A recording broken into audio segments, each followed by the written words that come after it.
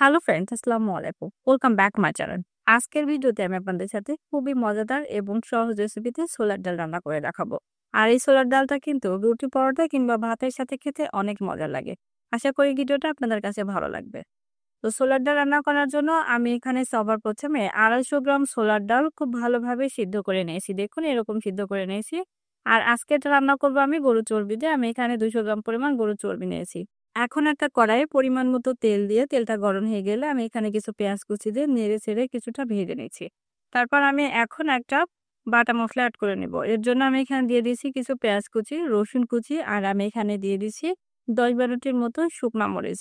তারপর আমি এখানে দিয়ে দিচ্ছি কিছু আদা কুচি আর দিয়ে দিচ্ছি আমি এখানে কিছুটা এলাচ অর্থাৎ গরম মসলা দিয়ে দিলাম এখানে গোটা ধনিয়া আর 1 টেবিল চামচ জিরা। তারপর এই মসলাটাকে আমি খুব ভালোভাবে পেস্ট করে নিয়েছি। তারপর পেঁয়াজগুলো কিছুক্ষণ ভেজে নিয়ে আমি এই মসলাটা এখন পেঁয়াজের ভিতরে এড করে দিছি। মসলাটা দিয়ে দেওয়ার পরে এখন আমি এর ভিতরে দিয়ে দিচ্ছি 1 টেবিল চামচ লবণ, 1 টেবিল চামচ হলুদ গুঁড়া, দিয়ে দিচ্ছি আমি এখানে 1 টেবিল চামচ লাল মরিচের গুঁড়া আর দিয়ে দিচ্ছি 1 টেবিল চামচ ধনিয়া গুঁড়া।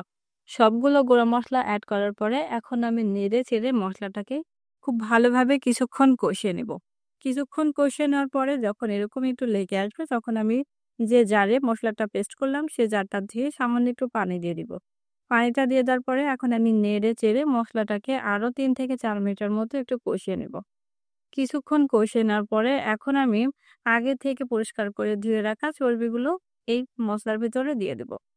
চর্বিগুলো দিয়ে দেওয়ার পরে এখন আমি নেড়ে চেড়ে খুব ভালোভাবে এই মসলার সাথে চর্বিগুলো কিছুক্ষণ কষিয়ে আমি রান্না করে নেব।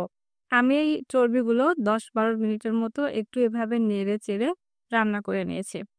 অনবরত নেড়ে চেড়ে আমি চর্বিগুলোকে এভাবে মশলাটার সাথে কষিয়ে 10-12 মিনিটের মতো রান্না করে নিয়েছি।